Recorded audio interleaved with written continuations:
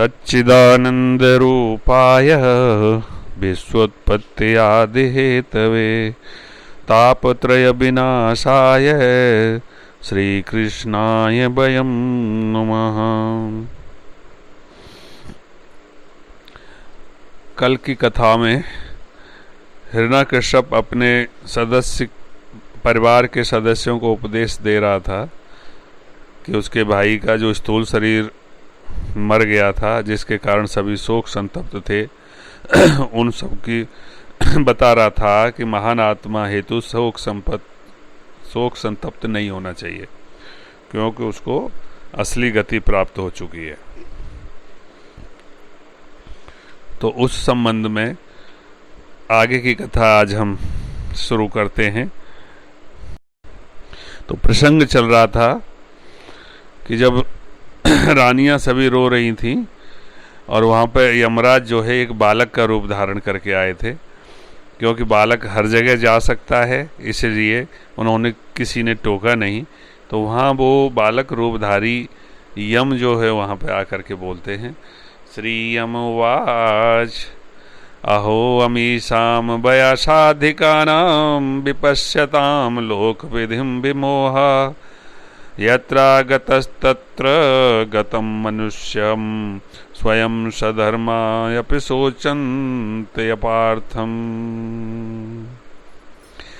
तो यमराज ने कहा कि ओह, ये कितना आश्चर्यजनक है कि ये लोग जो आयु में मुझसे बड़े हैं, उन्हें उत्तम प्रकार का अनुभव है कि सैकड़ों हजारों जीव जन्म लेते और मरते हैं।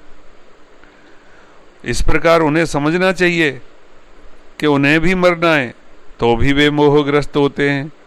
बद्ध जीव किसी अज्ञात स्थान से आते हैं और मृत्यु के पश्चात उसी अज्ञात स्थान को लौट जाते हैं।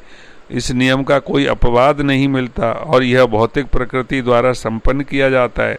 तो यह जानते हुए भी वे व्यर्थ शोक क्यों करते हैं? अर्थात यहाँ यमराज जी बड़ा आश्चर्य करते हैं। यहाँ प्रत्येक व्यक्ति को जाना है, किसी को आज जाना है तो किसी को कुछ दिन बाद जाना है, परंतु यहाँ पर वही आश्चर्य वाला प्रश्न यमराज जी ने रख दिया है कि जब युधिष्ठिर जी से यक्ष ने प्रश्न किया था कि सबसे बड़ा आश्चर्य संसार में क्या है, तो युधिष्ठिर यक्ष को उत्तर देते हैं कि हे यक्ष, प्रत्येक मनुष्य जानता है कि उसको एक न एक दिन ये संसार छोड़कर जाना है, अर्थात सबकी मृत्यु निश्चित है। उसके बावजूद भी वो यह सोचते हैं कि मैं शायद कभी नहीं मरूंगा। यह सबसे बड़ा आश्चर्य है। श्री भगवान कृष्ण भी गीता में कहते हैं कि अव्यक्तादीनि भूतानि व्यक्त मध्यानि भारतः अव्यक्त निधनान्येव तत्र का परिवेदना। अर्थात कि सभी जीव प्रारंभ में अप्रकट रहते हैं, अर्थात जन्म लेने से पहले वो नहीं दिखाई देते, अप्रकट रहते हैं। बीच में प्रकट होते हैं, अर्थात जब जन्म हो जाता है तब उनको शरीर मिलता है तो प्रकट होते हैं, और विनष्ट होने पर पुनः अप्रकट हो जाते हैं, अर्थात जब मर जाते हैं तो उसके बाद फिर अलोप हो जाते हैं। फिर शोक करने की क्या जरूरत है? तो इन चीज़ों को मानते हुए हम यहाँ पे कह सकते हैं कि ये फिलॉसफी की यहाँ पे दो टाइप की श्रेणी है, जिनमें से एक वे हैं जो आत्मा के अस्तित्व पर विश्वास करते हैं और दूसरे जो नहीं करते हैं। इन दोनों ही दशाओं में शोक करने का कोई कारण नहीं है। क्यों? क्योंकि वैदिक साहित्य के अनुयायी आत्मा के अस्तित्व पर ना विश्वास करने वालों को नास्तिक कहते हैं।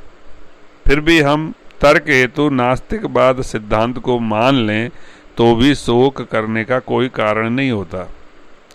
आत्मा के पृथक अस्तित्व के अलावा सृष्टि के पूर्व भौतिक तत्व अव्यक्त रहते हैं, किंतु अव्यक्तता की इस सूक्ष्म दशा से ही व्यक्तता आती है। जिस प्रकार आकाश से वायु उत्पन्न होती है, वायु से अग्नि, अग्नि से जल और जल से पृथ्वी उत्पन्न होती है, और पृथ्वी में अनेक प्रकार की अभिव्यक्तियां होती हैं। उदाहरण अगर देते हैं तो एक विशाल गगनचुंबी इमारत पृथ्वी से प्रकट होता है, जैसे ध्वस्त कर देने पर वह पुनः अप्रकट हो जाती है, और अंततः परमाणुओं के रूप में रह जाती है। ऐसे ही ऊर्जा के संरक्षण का नियम बना है, किंतु कालक्रम में वस्तुएं प्रकट तथा अप्रकट होती रहती हैं। यही अंतर तो है। जो प्रकट होने या अप्रकट होने पर शोक करने का क्या लाभ है? प्रकट अवस्था में या अप्रकट अवस्था में वस्तुएं खोती नहीं, क्योंकि प्रारंभ में तथा अंत में इन दोनों ही अवस्थाओं में सभी तत्व अव्यक्त रहते हैं, अर्थात दिखाई नहीं देते, और इससे कोई विशेष अंतर भी नहीं पड़ता है।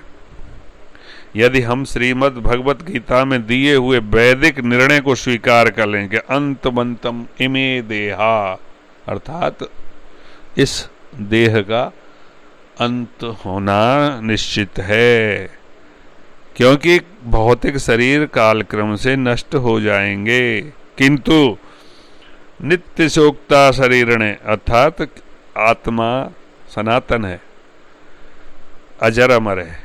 तो हमें ये याद रखना होगा कि शरीर एक वस्त्र की भांति है, तो फिर वस्त्र परिवर्तन के लिए शोक कैसा?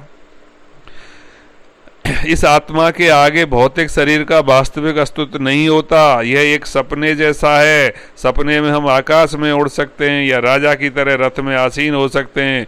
सपने में हम कुछ भी कर सकते हैं, किंतु जगने पर हम अपने आप को न तो आकाश में उड़ते हुए पाएंगे और न रथ पर बैठे हुए राजा ही पाएंगे। वैदिक ज्ञान भौतिक देह के अनस्तित्व के आधार पर आत्म साक्षात पर बल देता है। अतएव दोनों ही प्रकार से, चाहे कोई आत्मा के अस्तित्व को मानता हो चाहे नहीं मानता हो, शरीर की क्षति हेतु शोक करने का कोई कारण नहीं है। महाभारत में भी कहा गया है कि अदर्शनाद इहायात पुनश्चा दर्शनम गतः। इस कथन से नास्तिक विज्ञानियों के सिद्धांत का समर्थन होता है कि माता के गर्भ में शिशु के प्राण नहीं होते और वह केवल एक पिंड जैसा रहता है। इस सिद्धांत के अनुसार यदि ऑपरेशन करके किसी पदार्थ के पिंड को बाहर निकाल लिया जाए, गर्भपात कराया जाए, तो जीव की हत्या नहीं होती। शिशु का शरीर तो ट्यूमर अर्बुद की भांति होता है, और यदि इस ट्यूमर को शल्यक्रिया द्वारा काटकर निकाल दिया जाए और फेंक दिया जाए तो उसमें कोई पाप नहीं होता? बिल्कुल होता है।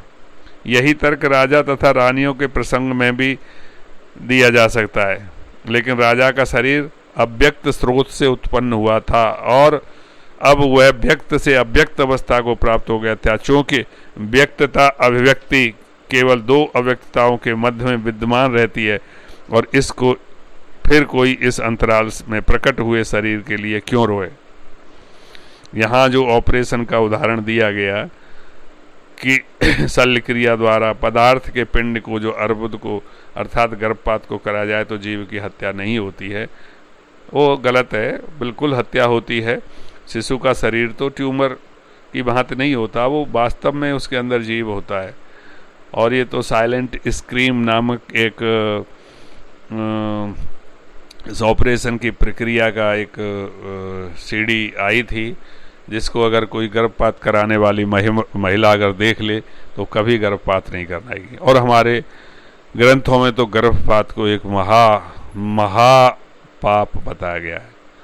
तो इस महापाप से हमेशा बचना चाहिए, गर्भपात कभी भी नहीं कराना चाहिए। अहो वयम धन्यतमा यदत्र त्यक्ता पितृभ्याम न विचंतयामः अवक्यमाणः अबलाब्रका देवी सरक्षिता रक्षति यो हि गर्भे। यह कितना आश्चर्यजनक है कि इन बड़ी महिलाओं को उतना भी उच्चतर जीवन का ज्ञान नहीं है जितना कि हमको है। कौन कह रहे हैं? यमराज जी कह रहे हैं बालक के रूप में। निसंदेह हम अत्यंत भाग्यशाली हैं, क्योंकि यद्यपि हम बालक हैं और अपने माता पिता के द्वारा जीवन संघर्ष करने हेतु असुरक्षित छोड़ दिए गए हैं, और यद्यपि हम अत्यंत निर्बल हैं तो भी हिंस्र पशुओं ने ना तो हमें खाया ना विनष्ट किया। इस प्रकार हमें दृढ़ विश्वास है कि जिन पूर्ण पुरुषोत्तम भगवान ने हमें माता के गर्भ में सुरक्षा दी है, वे ही सर्वत्र हमारी रक्षा करते होंगे। श्लोक संख्या 38 में यमराज जी का ये वाक्य याद दिला रहा है श्रीमद् भगवत गीता के 18वें अध्याय के 61वें श्लोक में कि ईश्वर सर्वभूतानां हृदय ओ अर्जुनो तिष्ठति, अर्थात भगवान प्रत्येक जीव के हृदय में स्थित रहते हैं। इस प्रकार श्री भगवान सबकी रक्षा करते हैं और जीव की इच्छा अनुसार भोगने हेतु उसे विभिन्न शरीर प्रदान करते हैं।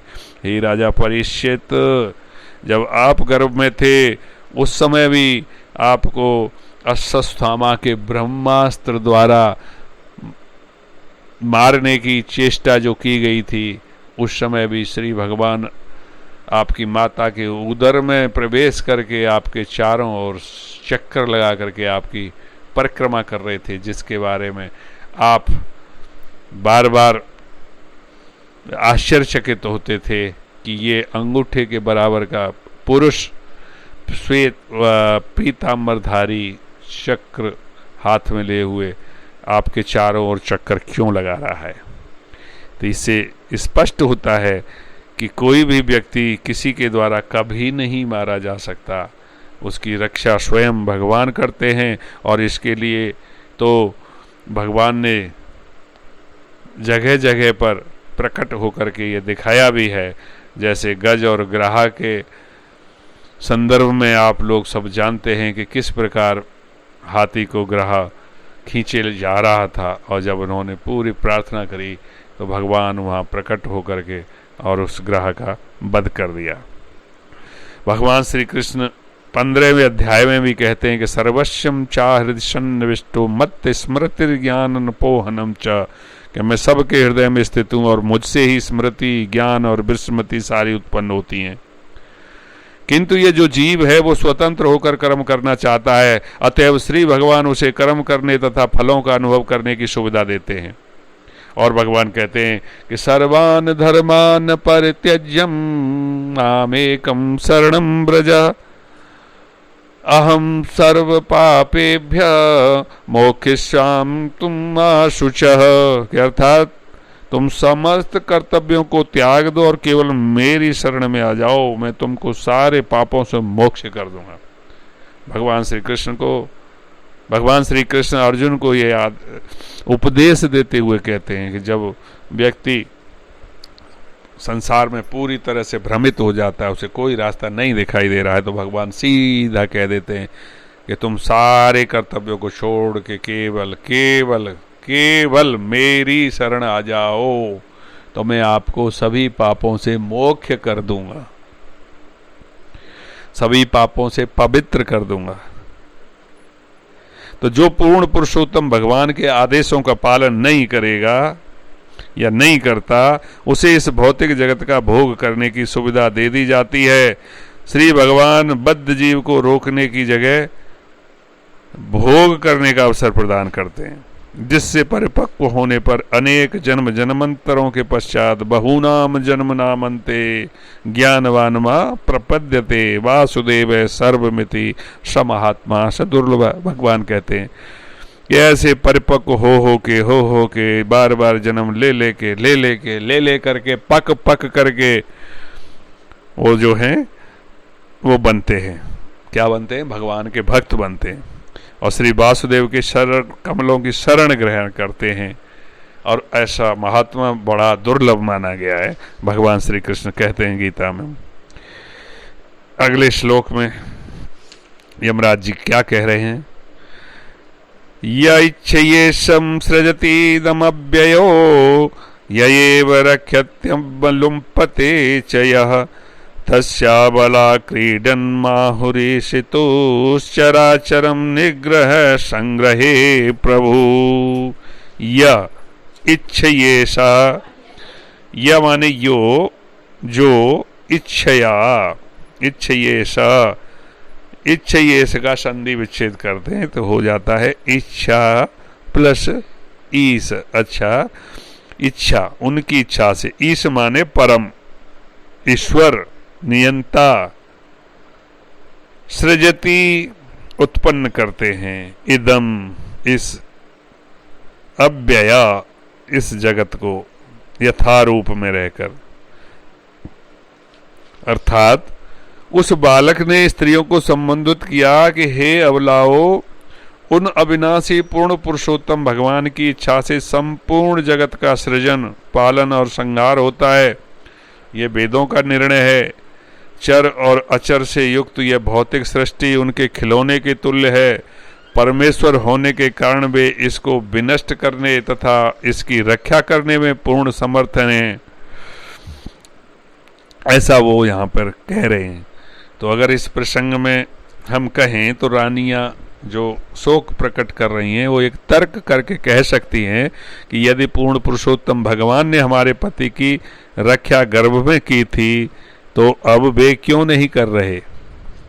ये प्रश्न जायज है, क्योंकि अभी इसी पे जोर दिया जा रहा था। गज और ग्राहक की आकर के प्रार्थना की तो उनकी भी रक्षा की। हे राजा परीक्षित, आपकी भी रक्षा भगवान ने की। तो इस प्रश्न का उत्तर क्या हो सकता है अगर वो ये तर्क करके कह दें कि मेरे पति की रक्षा क्यों नहीं की। तो इस प्रश्न का उत्तर हो सकता है, यह इच्छये सजृति मध्यवयो न विरक्षत तलुम्पते चया, कि कोई पूर्ण पुरुषोत्तम भगवान के कार्यों से तर्क नहीं कर सकता। भगवान सदैव स्वतंत्र हैं, अतः वे रक्षा कर भी सकते हैं, संहार भी कर सकते हैं। वे हमारे कौन नहीं है, सेवक नहीं है, अर्थात वे हमारे वो नहीं है, आदेश वाहक नहीं है कि हम उनको जो आदेश दें वो करें। उन्हें जो रुचता है वे वही करते हैं। अतः वे परमेश्वर हैं और श्री भगवान इस भौतिक जगत का सृजन किसी के अनुरोध पर नहीं करते। अतः वे अपनी इच्छा मात्र से समस्त वस्तुओं का संहार कर सकते हैं। यह उनकी प्रभुता है। यदि कोई तर्क करता है कि वे इस प्रकार क्यों करते हैं तो इसका उत्तर यही है कि वे ऐसा इसलिए करते हैं क्योंकि वे सर्वोपरि हैं। कोई उनकी क्रियाकलापों के प्रति आपत्ति नहीं कर सकता। यदि कोई तर्क करता है कि इस पापपूर्ण सृष्टि तथा संसार का क्या प्रयोजन है तो इसका भी उत्तर यह है कि वे अपने सर्वशक्तिमता सिद्ध करने हेतु कुछ भी कर सकते हैं और कोई उनसे पूछ नहीं सकता। यदि उन्हें हमें इसका उत्तर देना होता तो वे ऐसा क्यों करते हैं और ऐसा क्यों नहीं करते हैं, तो ये उनकी प्रभुता को कम करता है। फिर वो ईश्वर किस बात के, अगर हम उनको ये तर्क के द्वारा ये कह सकेंगे वो ऐसा उन्होंने क्यों किया, ऐसा वो क्यों करते हैं, तो फिर वो ईश्वर क्यों रहे। पथिम च्युतम तिष्ठति दिष्ट रक्षितम ग्रहे स्थितम तद्विहतम विनश्यति जीवत्यनाथो अपि तदीक्षतो वने ग्रहे अभिगुप्तो अस्य हतो न जीवति। कि कभी कभी मनुष्य अपना धन सड़क पर खो देता है जहाँ पर सभी उसे देख सकते हैं, फिर भी यह धन भाग्यवश सुरक्षित पड़ा रहता है और उसे कोई नहीं देख पाता। जिस तरह जिस व्यक्ति ने इसे खोया था उसे यह वापस मिल जाता है। और दूसरी ओर यदि श्री भगवान संरक्षण प्रदान नहीं करते तो घर में अत्यंत सुरक्षित रूप से रखा होने पर भी यह धन खो जाता है और उसे कोई नहीं देख पाता। यदि श्री भगवान किसी की रक्षा करते हैं तो इसका कोई रक्षक न होते हुए भी तथा जंगल में रहते हुए भी वह जीवित रहता है, जबकि घर पर संबंधियों तथा अन्य व्यक्तियों से रक्षित होते हुए भी मनुष्य कभी कभी मर जाता है, कोई उसकी रक्षा नहीं कर पाता। ये तो भगवान की लीला है, ये भगवान की श्रेष्ठता के उदाहरण हैं, ये भगवान की उच्चता के उदाहरण हैं। रक्षा करने या संहार करने की हमारी योजनाएं सफल नहीं हो पाती, किंतु श्री भगवान जो भी करने की सोच लेते हैं वह सचमुच होकर के रहता है। इस प्रसंग में दिए गए उदाहरण व्यवहारिक हैं। हर एक मनुष्य को ऐसे अनुभव हो चुके होते हैं कि इसके अतिरिक्त भी अनेक स्पष्ट उदाहरण हैं। कि उदाहरणार्थ भक्त प्रहलाद महाराज ने कहा कि सचमुच ही बालक अपने माता पिता पर आश्रित रहता है, किंतु उनके होते हुए भी बालक को अनेक यातनाएं सहनी होती हैं। कभी कभी उत्तम से उत्तम दवा एवं अनुभवी वैद्य के होते हुए भी रोगी बच नहीं पाता है। चूंकि सब कुछ पूर्ण पुरुषोत्तम भगवान की मुक्त इच्छा पर निर्भर है, अतएव हमारा एकमात्र कर्तव्य है कि हम उनकी शरण में जाएं और उनसे संरक्षण की याचना करें। क्योंकि प्रत्येक बद्ध जीव अपने कर्म के अनुसार एक भिन्न प्रकार का शरीर पाता है और जब उसका कार्य समाप्त हो जाता है तो शरीर भी नष्ट हो जाता है। यद्यपि आत्मा विभिन्न योनियों में विभिन्न प्रकार के सूक्ष्म तथा स्थूल शरीरों में व्याप्त रहता है, किंतु वह उनसे बंधा नहीं रहता, क्योंकि वह व्यक्त शरीर से सदा ही पूर्णतया भिन्न माना गया है। जिस प्रकार एक घर का मालिक अपने घर से पृथक होते हुए भी अपने घर को अपने से अभिन्न मानता है कि मेरा घर, उसी प्रकार जो बद्ध जीव हैं, बद्ध जीव किसको कहते हैं बताओ? बद्ध जीव कहते हैं जो इस संसार में जन्म लेकर के आ गया, वो बद्ध जीव है। बद्ध जीव क्या है? वो अपनी इच्छा से कुछ नहीं कर सकता, भगवान की माया उसे पूर्व जन्मों के कर्मों के अनुसार नचाती रहती है। तो इसीलिए जो बद्ध जीव अज्ञानतावश इस शरीर को आत्मा मान बैठता है, और यद्यपि शरीर आत्मा से वास्तव में भिन्न है, यह शरीर पृथ्वी जल तथा अग्नि के अंशों से बना है। आकाश के संग पंच तत्व यह रचित शरीरा, अधम शरीरा, पंच तत्व रचित अधम शरीरा। ये बताया गया है कि ये जो अधम शरीर है 5 प्रकार के तत्वों से बना है, और जब वे काल क्रम में रूपांतरित हो जाते हैं, अर्थात वो अपने अपने तत्वों में सारे तत्व विलीन हो जाते हैं, तो यह शरीर विनष्ट हो जाता है। और आत्मा को शरीर के इस सृजन तथा विलय से कुछ भी लेना देना नहीं है। हम एक शरीर से दूसरे शरीर में देहांतर करते हैं। हमारे ये शरीर हमारे ही मोह से जनित हैं। मोटर कार या घर वास्तव में भौतिक तत्वों से बना होता है। जब तक भौतिक तत्व उचित रूप से मिले रहते हैं तब तक मोटर कार या घर का अस्तित्व रहता है, किंतु उनके विलग होने पर घर या आपकी कोई भी वस्तु ध्वस्त हो जाते हैं। किंतु आत्मा तो सदैव जैसे का तैसा बना रहता है। जिस प्रकार काठ के अंदर अग्नि होती है, छुपी रहती है, दिखाई नहीं देती, किंतु वह काष्ठ से भिन्न अनुभव की जाती है। जिस प्रकार वायु मुंह तथा नथनों के अंदर स्थित रहती है, किंतु उनसे पृथक अनुभव की जाती है। और जिस प्रकार आकाश सर्वत्र व्याप्त होकर भी किसी वस्तु से लिप्त नहीं होता, उसी प्रकार जीव भी, जो भले ही इस समय भौतिक शरीर में बंदी है, उस शरीर का स्रोत होते हुए भी उससे पृथक है। चलो इसको थोड़ा सा विस्तार से समझते हैं। श्रीमद् भगवत गीता में भगवान जी ने भौतिक तथा आध्यात्मिक दोनों ही शक्तियां अपने से उद्धृत बताई हैं। भौतिक शक्ति को उन्होंने कहा है कि में भिन्ना प्रकृति अष्टदा, अर्थात भगवान की 8 पृथक शक्तियां कहा गया है। यद्यपि ये 8 स्थूल तथा सूक्ष्म भौतिक शक्तियां हैं, जो पृथ्वी, जल, अग्नि, वायु, आकाश, मन, बुद्धि तथा अहंकार हैं। भिन्ना अर्थात भगवान से अलग कही गई हैं, किंतु वास्तव में वे ऐसी है नहीं। जिस प्रकार अग्नि काष्ठ से प्रतीत होती है, जिस प्रकार नथनों तथा मुंहों में से होकर निकलने वाली वायु शरीर से अलग लगती है, उसी प्रकार परमात्मा जीव से भिन्न लगते हैं, किंतु वास्तव में एक ही साथ वे भिन्न तथा अभिन्न दोनों तरह से होते हैं। यही भगवान श्री चैतन्य महाप्रभु द्वारा प्रतिपादित अचिंत्य भेदाभेद तत्व का दर्शन है। कर्म फलों के अनुसार जीव पूर्ण पुरुषोत्तम भगवान से पृथक प्रतीत होता है, किंतु वास्तव में वह भगवान से घनिष्ठता पूर्वक संबंधित होता है। फलस्वरूप भले ही इस समय हम श्री भगवान द्वारा अपेक्षित लगें, लेकिन वास्तव में वे हमारे क्रियाकलापों के प्रति सदैव सजग रहते हैं। अतएव प्रत्येक परिस्थिति में हमें पूर्ण पुरुषोत्तम भगवान की श्रेष्ठता पर ही आश्रित रहना चाहिए और उनके साथ अपने घनिष्ठ संबंध को पुनर्जीवित करना चाहिए।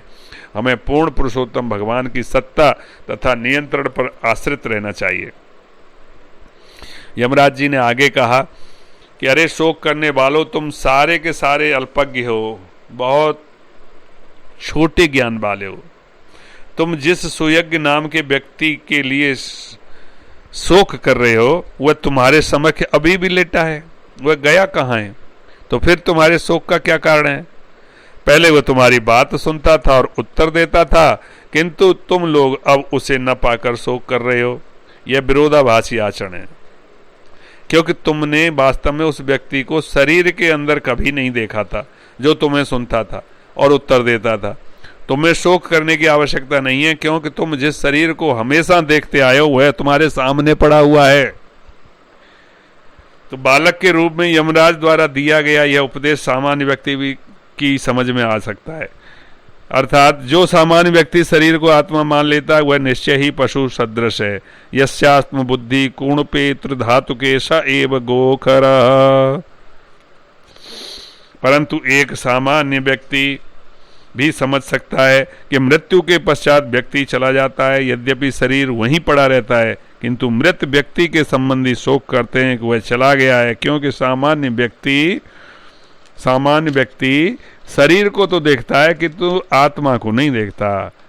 जैसा कि श्रीमद् भगवत गीता में वर्णन हुआ है कि देहिनो अस्मिनम यथा देहे, कि शरीर का स्वामी आत्मा अंदर रहता है। मृत्यु के पश्चात जब श्वास नथनों के अंदर जानी बंद हो जाती है तो लोग समझ सकते हैं कि शरीर के अंदर जो व्यक्ति अभी तक सुनकर उत्तर दे रहा था वो अब चला गया है।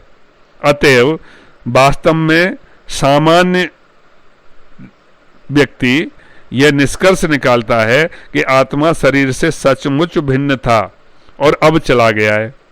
इस प्रकार एक सामान्य व्यक्ति भी अपने होश में रहकर यह जान सकता है कि जो वास्तविक व्यक्ति शरीर के अंदर था और सुनकर जो उत्तर दे रहा था वह कभी दिखा ही नहीं।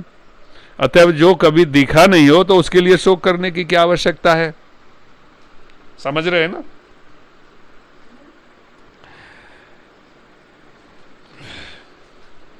न श्रोता नानुभक्तायं मुख्यो पत्र महानशो यस्त देहेन्द्रियवानात्मा सचान्य प्राण देहयो। कि शरीर में सबसे महत्वपूर्ण वस्तु प्राण है। क्या है सबसे महत्वपूर्ण वस्तु शरीर के अंदर? प्राण, अर्थात सांस। किंतु वह भी न तो श्रोता है और न वक्ता। यहां तक कि प्राण से परे आत्मा भी कुछ नहीं कर सकता, क्योंकि वास्तविक निदेशक तो परमात्मा है जो जीवात्मा के साथ सहयोग करते हैं, और शरीर की गतिविधियों को संचालन करने वाले परमात्मा शरीर तथा प्राण से भिन्न है। श्रीमद् भगवत गीता में पूर्ण पुरुषोत्तम भगवान स्पष्ट कहते हैं कि सर्वस्य चाहम हृदय सन्निविष्टो मत स्मृति ज्ञान पोहनम च, कि मैं सबके हृदय में स्थित हूँ और मुझसे ही स्मृति, मुझसे ही ज्ञान, मुझसे ही विस्मृति, सब कुछ मुझसे ही उत्पन्न होता है। यद्यपि आत्मा प्रत्येक भौतिक शरीर में उपस्थित है, देह नो अस्मिनम यथा देहे, किंतु यह इंद्रियों तथा मन इत्यादि के माध्यम से कर्म करने वाला प्रधान व्यक्ति नहीं है। आत्मा तो परमात्मा के सहयोग से ही कार्य कर सकता है, क्योंकि परमात्मा ही उसे कर्म करने या न करने का निर्देश देते हैं। मत्त स्मृति ज्ञान पोहनम च, कोई उनकी स्वीकृति के बिना काम नहीं कर सकता। कोई परमात्मा उपद्रष्टा तथा अनुमंता अर्थात साक्षी तथा अनुमति देने वाले दोनों में है। जो व्यक्ति प्रामाणिक गुरु के निर्देशन में ध्यान से अध्ययन करता है वही इस वास्तविक ज्ञान को समझ सकता है।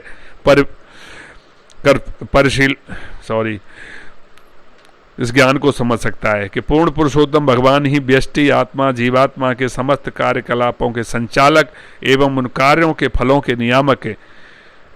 यद्यपि जीवात्मा में इंद्रियां होती हैं, किंतु वह वास्तविक स्वामी नहीं होता। स्वामी तो परमात्मा होते हैं। फलस्वरूप परमात्मा को ऋषिकेश कहा जाता है। ऋषिकेश अर्थात इंद्रियों का स्वामी। और परमात्मा प्रत्येक जीवात्मा को यही परामर्श देते हैं कि उनकी शरण ग्रहण करके सुखी बन जाए। सर्वान धर्मान परित्यज्यम मामेकम शरणम व्रज। इस प्रकार वह अमर होकर बैकुंठ धाम को जा सकता है, जहां उसे शाश्वत ज्ञानमय एवं आनंदमय जीवन की परम सफलता प्राप्त होगी। निष्कर्ष तो यही है कि जीवात्मा शरीर, इंद्रियां, प्राण तथा शरीर के अंदर की वायु से भिन्न है, और उसके ऊपर परमात्मा होते हैं जो उसकी समस्त सुविधाएं प्रदान करते हैं।